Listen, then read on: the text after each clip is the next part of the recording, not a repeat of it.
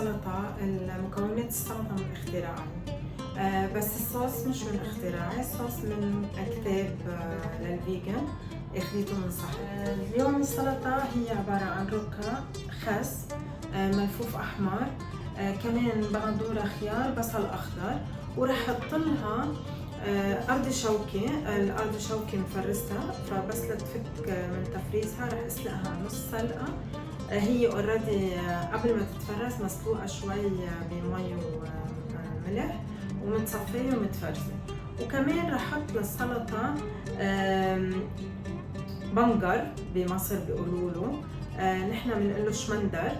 الشمندر هو منه مسلوق مثل ما هو، بس برشيته وطالع هيك مثل خيوط، فرح احطه بقلب السلطه. تعالوا معي وشوفوا السلطه وجربوها، كتير حتعجبكم وكتير طيبه، انا حبيتها. فالناس اللي بتحب الصوص اللي فيها خردل، كمون هيك، فحتحبها كتير. يلا تعالوا لنعملها. هيك هون عندي خس فرمت وخس فرنجي، وعندي ملفوف احمر. رح احط الشمندرات كمان. رح بلش افرم الركة، بس الركة ما بدي افرمها كتير صغيرة، يعني بدي اياها تكون كبيرة شوي.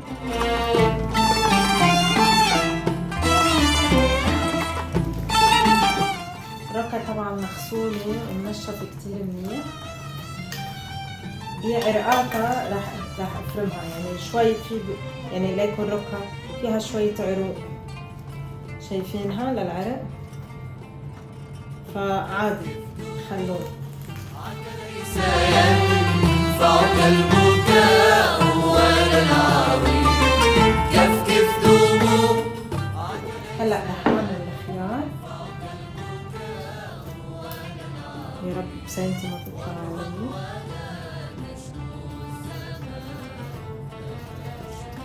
شايفين؟ واضغط ولا تشكو الزمان فما شكا إلا. شمت ريحة الخيار، صار بدها خيار، عم بتنوي. ليكو هلا السلطة جهزت. هيدا خس، بندورة، ركة، خيار، بصل أخضر، كلياتهم بقلب الجو. هلا رح بلش أعمل الصوص. أنا عندي هون بلندر على الكهرباء بس صغيرة، بستخدمها للصوص. رح أحتاج ديجن ماستر، رح أحتاج حامض، زيت زيتون، كمون حب، وأجافا. إذا ما عندكم أجافا ممكن تستعوضوها بعسل. يلا رح نعمل سوا الدريسنج. أنا حضاعف الكمية لأنه أنا كميتي كتيرة. هن قايلين 60 مليلتر، يعني ربع كباية حامض، فأنا حأعملها ربعين. عندي 1 تي سبون كمون، فأنا حأعملها 2 تيبل سبون أجافي، تقدروا تستبدلوه بالعسل.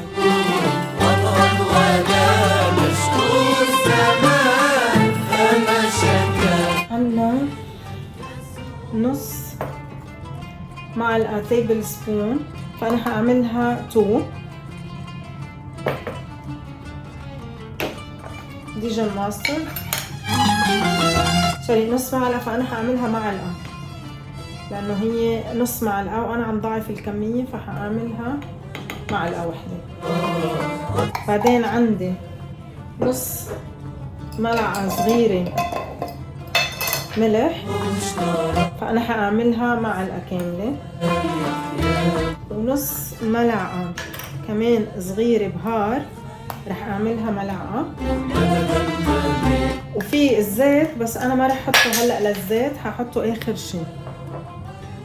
هلأ ليكو ضفت لها كمية الزيت الزيتون. هلأ رح بلش أخلطها، رح أحطها على المكنة وبرجع لكم. ليكو خلصت خفق، هاي القوام تاعولها. تقدروا تعملوا كمية وتحطوها بالبراد لمدة أسبوع ما بيصير لها شي.